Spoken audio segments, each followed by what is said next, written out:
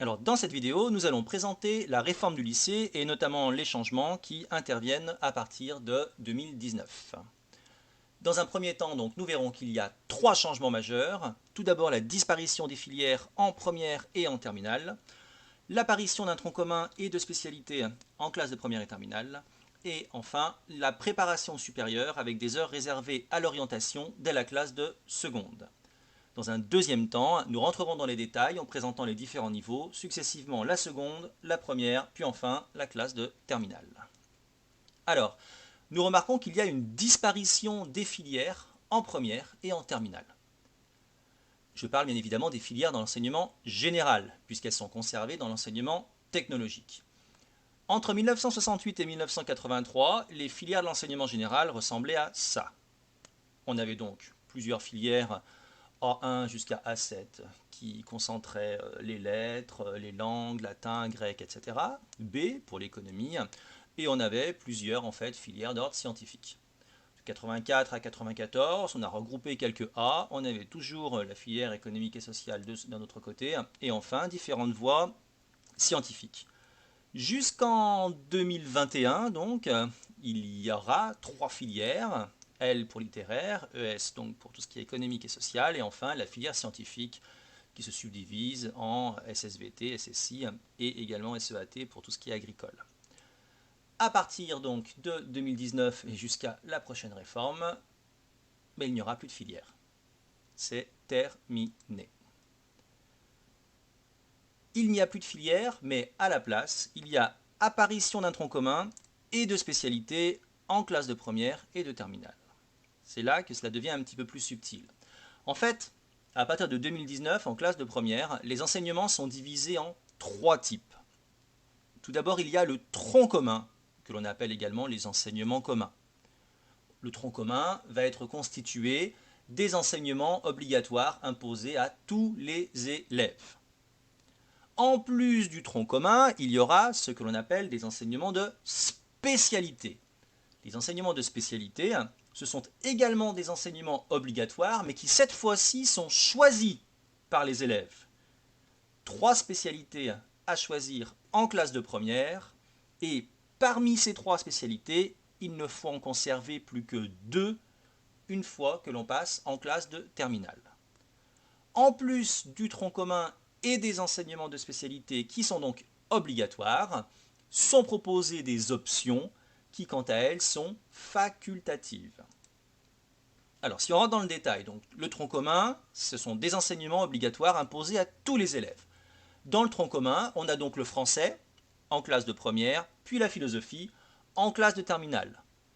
On a également l'histoire-géographie, l'enseignement moral et civique, les langues vivantes. À noter que la langue vivante B peut être une langue vivante régionale, un enseignement scientifique, ainsi que l'EPS. Les enseignements de spécialité, on le répète, ce sont donc des enseignements obligatoires, mais qui cette fois-ci ne sont plus imposés, mais sont choisis par les élèves, qui en choisissent durant leur année de seconde 3, qu'ils auront une fois qu'ils seront en première, et ensuite, durant l'année de première, ils décideront parmi les trois quel enseignement de spécialité sera abandonné en fin de première pour ne conserver plus que deux enseignements de spécialité une fois qu'ils seront en terminale.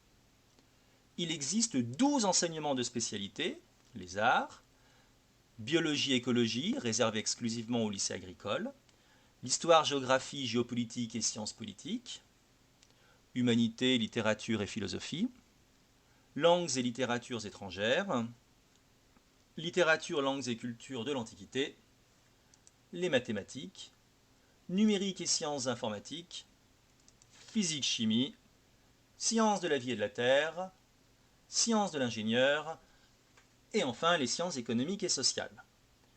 Donc, on a 12 spécialités, 11 si on exclut celle qui ne peut être effectuée qu'en lycée agricole, autrement dit biologie et écologie.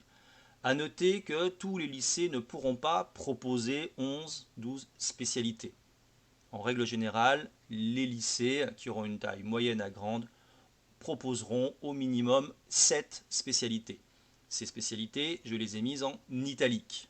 Autrement dit, La plupart du temps, les lycées proposeront les mathématiques, la physique-chimie, les sciences de la vie et de la Terre, les sciences économiques et sociales, donc tout cela c'est anciennement les séries S et ES en fait, les langues et littératures étrangères, pour approfondir l'anglais, l'allemand, etc., humanité, littérature et philosophie, et enfin l'histoire, géographie, géopolitique et sciences politiques. En fonction de la taille de l'établissement, les autres spécialités pourront être proposées, sachant qu'il y aura dans certains cas une obligation, bien évidemment, d'aller dans certains établissements qui proposeront donc en exclusivité certaines spécialités qu'on ne pourra pas retrouver plusieurs kilomètres ou plusieurs dizaines de kilomètres à la ronde. Donc parmi ces spécialités, attention, je précise même parmi les spécialités proposées par le lycée, il faudra donc en choisir 3 durant l'année de première. Et parmi les 3 qui auront été suivis durant l'année de première, il ne faudra en conserver que 2 une fois que le lycéen sera en classe de terminale. À titre d'information, pour la rentrée scolaire 2019, les élèves ont effectué les choix suivants. Bien évidemment, les mathématiques qui ne font pas partie des enseignements communs ont été massivement choisis, puisque quasiment les 2 tiers des élèves de première ont opté pour cette spécialité. On remarque le trio, maths, physique, SVT, c'est anciennement la série en fait, la série S. Plus classiquement, les sciences économiques et sociales, donc anciennement la série ES. Le nouvel enseignement d'histoire-géographie complété par la géopolitique et les sciences politiques, qui est une bonne préparation aux études du supérieur, que ce soit dans le domaine du droit, dans le domaine de l'histoire, même dans le domaine des études économiques, ça peut passer également. En fonction de ce qui est proposé donc par le lycée, les élèves optent pour des combinaisons de 3 spécialités. Le triptyque, en fait, le trio de spécialités qui, pour le moment, est le plus choisi, donc c'est le trio, et de loin d'ailleurs représenté par les 3 disciplines scientifiques, mathématiques, physique, chimie, sciences de la vie et de la Terre. Et on voit derrière qu'il existe en fait un certain nombre de combinaisons que l'on peut obtenir en mélangeant, en fonction de ses préférences, les différentes spécialités. En plus des enseignements communs des spécialités, les élèves ont la possibilité donc de choisir des options qui, je le rappelle, sont des enseignements facultatifs. Une option maximum en classe de première, 2 options maximum en classe de terminale. À la différence de l'ancien bac, les options ne rapportent pas de points bonus, sauf latin et grec. Autrement dit, les 20,5, 21, 22 sur 20 de moyenne au bac, c'est terminé. Les options qui sont possibles donc dès la classe de première, on a une 3e langue vivante, les arts, le PS et langues et cultures de l'Antiquité, en l'occurrence le latin et le grec. Donc en classe de première, possibilité de choisir une option parmi celles que vous venez de voir à l'écran. En classe de terminale, bien évidemment, on conserve cette option. Mais en classe de terminale, il y a également d'autres options qui sont proposées aux élèves. Par exemple, l'option mathématiques complémentaires. Alors cette option, elle a surtout vocation en fait à éviter que les élèves n'aient pas de mathématiques pendant la fin de leur lycée. C'est-à-dire que par exemple, un élève qui prendra en classe de première spécialité mathématiques, physique, chimie et SVT, et qui souhaite faire médecine, et qui donc à ce titre se dit, tiens, je vais conserver SVT et physique, chimie, peut tout à fait prendre l'option mathématiques complémentaire à raison de 3 heures par semaine, afin de toujours effectuer un petit peu de mathématiques. Quant à celui qui, par exemple, se prédestine à des études d'ingénieur, et qui en terminale se dit qu'il va conserver mathématiques et physique-chimie, donc il a quand même 6 heures de maths et 6 heures de physique-chimie, il peut tout à fait, effectivement, décider, en plus de ces 6 heures de mathématiques, opter pour l'option mathématiques expert, ce qui lui fera donc 9 heures de mathématiques par semaine et ce qui devrait parfaitement le préparer à des études scientifiques poussées dans l'enseignement supérieur. Également la 3e option, qui existait déjà en fait dans l'ancien système, droit et grands enjeux du monde contemporain. Donc en classe de première, on ne peut prendre qu'une option maximum parmi celles qui sont proposées à gauche de l'écran. On la conserve bien évidemment en terminale. Et quand on est en terminale, on peut donc prendre 2 options. Celle que l'on avait déjà en première, plus encore, on peut en prendre une parmi maths complémentaires, maths expertes et droit et grands enjeux du monde contemporain. Bon, bien évidemment, il faut être logique, on ne peut pas prendre mathématiques expertes si on n'a pas la spécialité mathématique auparavant. D'accord, c'est un approfondissement. Troisième changement majeur, une préparation au supérieur et notamment à l'orientation dès la classe de seconde. En fait, dès la classe de seconde, il y a 54 heures par an, ce qui représente approximativement 2 semaines pleines, qui sont dédiées à l'orientation et à l'accompagnement des élèves. En classe de première et de terminale, ces 54 heures annuelles sont reconduites. Concrètement, cela veut dire quoi?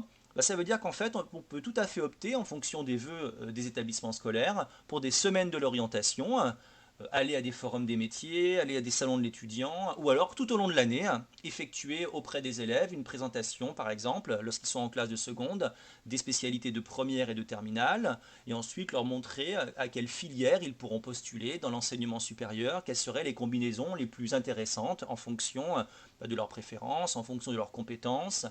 Bien veiller également à leur présenter les filières du supérieur, qu'ils ne connaissent pas nécessairement alors qu'ils ne sont qu'au lycée.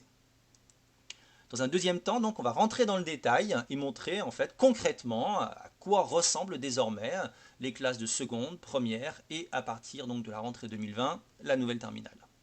Alors en classe de seconde, donc, on peut remarquer un certain nombre de nouveautés. Déjà un nouvel enseignement, sciences numériques et technologies, où les élèves étudieront le web, les réseaux sociaux, la photographie numérique, cartographie. On note également que les sciences économiques et sociales sont désormais un enseignement commun, alors qu'ils étaient auparavant en fait un enseignement d'exploration. On remarque que ces derniers, bien évidemment, ont disparu. On voit également que dans l'emploi du temps des élèves, donc, on a un accompagnement au choix de l'orientation. Hormis les changements que je viens de mettre en évidence, le reste en fait, ne varie quasiment pas par rapport à l'ancien système. En classe de première, donc, que va-t-il se passer? Dans un premier temps, on a le tronc commun. Donc on a le français à raison de 4 heures par semaine, l'histoire-géographie 3 heures par semaine. Les deux langues vivantes donc, qui globalement vont occuper 4h30 par semaine. Le PS 2 heures, l'enseignement scientifique également 2 heures, et le MC enseignement moral et civique. On voit donc qu'on a d'ailleurs un nouvel enseignement qu'on appelle un enseignement scientifique où les élèves vont étudier les éléments chimiques, les cristaux, le soleil, la photosynthèse, etc. etc. Deuxième type d'enseignement, les enseignements de spécialité. Donc n'oubliez pas, d'accord, durant l'année scolaire de seconde, les élèves vont réfléchir et en fin de seconde, ils arrêteront leur choix. Donc, autrement dit, ils auront opté pour 3 spécialités qu'ils auront quand ils seront en classe de première. Ces spécialités, ils les auront à raison de 4 heures par semaine. Donc, par exemple, les élèves auront 4 heures de mathématiques, 4 heures de physique-chimie et 4 heures de sciences économiques et sociales. Toujours de l'accompagnement au choix de l'orientation, ainsi bien évidemment que des options. Les options que j'avais mentionnées, autrement dit le latin, le grec, le sport, les arts, les autres options sont assez spécifiques et dépendent vraiment des établissements. Troisièmement, en classe de terminale. Toujours notre tronc commun, sauf que cette fois-ci le français a été remplacé par la philosophie. Le reste, ça ne change pas. Le nouvel enseignement scientifique, bien évidemment, que nous avions en première, est reconduit en classe de terminale, où les élèves pourront étudier le climat du futur, le transport de l'électricité, l'évolution humaine, etc. Dans un deuxième temps, on retrouve donc nos enseignements de spécialité, sauf que cette fois-ci, il n'y en aura plus que 2. Parmi les 3 que l'élève a choisis en classe de première, il n'en retient plus que 2 qu'il aura en classe de terminale. Et cette fois-ci, il aura 6 heures par semaine par spécialité, au lieu de 4 heures en classe de première. Par exemple, un élève qui en première avait choisi maths, SVT, physique, qui décide d'arrêter donc les SVT, va conserver les mathématiques à raison de 6 heures, ainsi que la physique-chimie à raison de 6 heures. On a toujours l'accompagnement au choix de l'orientation, et également donc la présence d'options, et notamment des options en mathématiques qui n'existaient pas en fait jusqu'ici dans de telles proportions, notamment des mathématiques complémentaires et des mathématiques expertes à raison de 3 heures par semaine.